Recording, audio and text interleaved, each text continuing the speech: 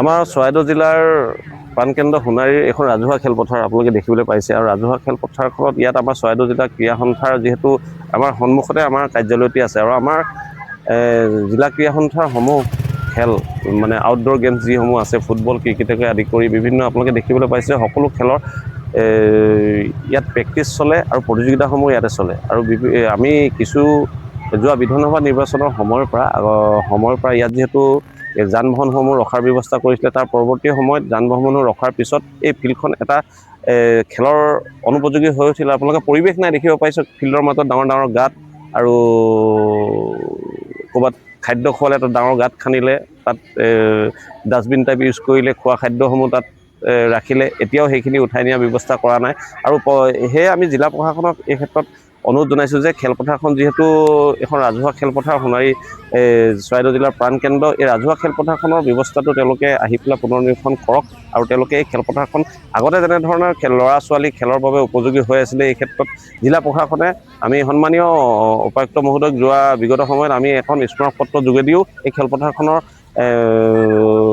এই অৱস্থাৰ ক্ষেত্ৰত আমি অৱগত কৰিছিলোঁ যে খেলপথাৰখন পুনৰ তেওঁলোকে এটা খেলাৰ উপযোগী কৰি দিয়ক বাবে তেওঁলোকে আমাক আশ্বাস দিছিলে কিন্তু আজি পৰ্যন্ত তেওঁলোকে এই খেলপথাৰখনত আহি পেলাই আমি দেখিবলৈ পোৱা নাই যে সেই আমাৰ খেলুৱৈসকলে সদায় ইয়াত অনুশীলন কৰি থাকে আৰু সৰু সৰু ল'ৰা ছোৱালী আপোনালোকে দেখিবলৈ পাইছে বহুত সৰু ল'ৰা ছোৱালী আছে 7-8 বছৰৰ ল'ৰা ছোৱালীও আছে আৰু ডাঙৰ প্লেয়াৰসকলো আছে আৰু যাতে ভৱিষ্যত দিনত এই ল'ৰা ছোৱালীখিনি ইয়াত অনুশীলন কৰি থাকোঁতে যেন আঘাতপ্ৰাপ্ত নহওক তাৰ বাবে খেলপথাৰখন উপযোগী কৰি তোলক বুলি আমি জিলা উপায়ুক্তক অনুৰোধ জনালোঁ আৰু আমাৰ চৰাইদেউ জিলাৰ দুজন সন্মানীয় আমাৰ নৱনিৰ্বাচিত বিধায়ক আছে সোণাৰী সমষ্টি আৰু মামৰা সমষ্টিৰ 2 বিধায়ককো আমাৰ তৰফৰ পৰা জিলা ক্ৰীড়া সন্থাৰ তৰফৰ পৰা অনুৰোধ জনাইছোঁ যে এই ক্ষেত্ৰত তেওঁলোকেও এই খেলপথাৰখন আগৰ দৰে এটা সুন্দৰ পৰিৱেশ দিয়াৰ চেষ্টা কৰক তেওঁলোকে এই ক্ষেত্ৰত আগভাগ ল'ব বুলি আমি জিলা ক্ৰীড়া সন্থা আশাবাদী।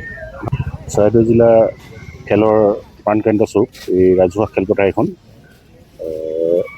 যোৱা বিগত নিৰ্বাচন বিধানসভা নিৰ্বাচনত প্ৰশাসনে ট্ৰেন্সপৰ্ট চেলৰ কাৰণে ফিল্ডখন ব্যৱহাৰ কৰিছিলে আৰু ব্যৱহাৰ কৰাৰ ফলত যথেষ্ট ফিল্ডখন খেলৰ অনুপযোগী হৈ পৰিল। বিশেষকৈ বতৰ বেয়া হৈ আছিল, গাড়ী লিক বহাৰ পাছত গাঁতো খান্দিলে ফিল্ডখনৰ মাজত, গতিকে একেবাৰে খেলাৰ অনুপযোগী হৈ পৰিল। সেই উদ্দেশ্যে আমি যোৱা 26 তাৰিখে আমাৰ প্ৰশাসনৰ মুৰব্বী DC ওচৰত আমি জিলা ক্ৰীড়া সন্থাৰ পৰা মেমৰিণ্ডাম দিছিলোঁ। তেখেতে আশ্বাসো দিছিল যে ফিল্ডখন মেৰামতি কৰি দিয়া হ'ব বুলি PWৰ লগত কথা পাতি, কিন্তু আজি 29 তাৰিখ হ'লহি, আজি পৰ্যন্ত একো পদক্ষেপ লোৱা আমি দেখা নাই। আমি আশা কৰিছোঁ অতি সোনকালে প্ৰশাসনৰ তৰফৰ পৰা খেলপথাৰখন মেৰামতি কৰি দিব বুলি। যিহেতু এতিয়া আমাৰ ফুটবল ছিজন আহি আছে, লীগবিলাক অনুষ্ঠিত কৰিব লাগে, গতিকে বিভিন্ন খেলা ধূলা চলিয়ে থাকে, গতিকে ফিল্ডখন ভাল কৰি দিলে আমি সুখী হ'ম জিলা ক্ৰীড়া সন্থা। ধন্যবাদ। আমাৰ সোণাৰী অঞ্চলত আপোনালোকে জানে যে 2খনেই খেলপথাৰ আছে, হাই ছেকেণ্ডেৰী আৰু আমাৰ সোণাৰী ৰাজহুৱা খেলপথাৰ। আজি আগন্তুক কেইদিনমানৰ আগত ইয়াত নিৰ্বাচন অনুষ্ঠিত হ'ল, কিন্তু নিৰ্বাচনৰ পাছত আমাৰ ফিল্ডখনৰ অৱস্থা বহুত বেয়া। নিৰ্বাচনৰ পাছত প্ৰশাসনে যোনখিনি কৰি দিব লাগিছিলে ফিল্ডখনৰ কাৰণে তেওঁলোকে নকৰিলে। আপোনালোকে সকলোৱে জানে যে আমাৰ চৰাইদেউ জিলাৰ ইয়াত বহুত ভৱিষ্যত থাকে। এই ফিল্ডখনে আমাৰ চৰাইদেউ জিলাৰ মানে ক্ৰীড়া জগতৰ গোটেই ভৱিষ্যত ইয়াতে হয়, কাৰণ ইয়াৰ পৰা ফুটবল ক্ৰিকেট যিমান জানে আপোনালোকে টাইকোৱাণ্ডো ভলীবল সকলো টিম আমাৰ ইয়াৰ পৰা বনে, কাৰণ আমাৰ সোণাৰী অঞ্চলত খেলপথাৰ বহুত অভাৱ। এতিয়া আমাৰ তাৰ ফলত বহুত অসুবিধা হৈছে। আমাৰ ইয়াত প্ৰেক্টিছ কৰিবলৈ ক্ৰিকেট ফুটবল সকলো প্ৰেক্টিছ কৰিবলৈ আৰু আনকি খোজকাঢ়িবলৈ অসুবিধা হৈছে। আৰু এতিয়া যি দিনত আপোনাৰ বিজেপি চৰকাৰে এতিয়া যি আমাৰ সকলোৱে জানে যে সকলো ডিষ্ট্ৰিক্টত এখন খেলপথাৰ দিছে, তেওঁলোকে ইমান ভাল কাম কৰি আছে। তেনে দিনত প্ৰশাসনে এনেকুৱা এখন মানে ভাল খেলপথাৰ আমাক খেলপথাৰখন যাতে ভাল কৰি দিয়ে তাকে মই অনুৰোধ জনাইছোঁ।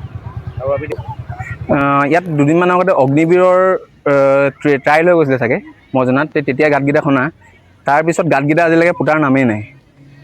মই প্ৰশাসনক অনুৰোধ জনাম যে অতি সোনকালে আমাক খেলখন যাতে খেলৰ মানে উপযোগী কৰি তোলে, আৰু নহ'লে আমি আমাৰ MLA ছাৰ ধৰ্মেশ্বৰ ছাৰক তাৰপিছত ওচৰলৈ যাবলৈ আমি বাধ্য হ'ম, কাৰণ তেওঁ আশা কৰোঁ তেওঁ আমাক এইখিনি উপযোগী কৰি দিব।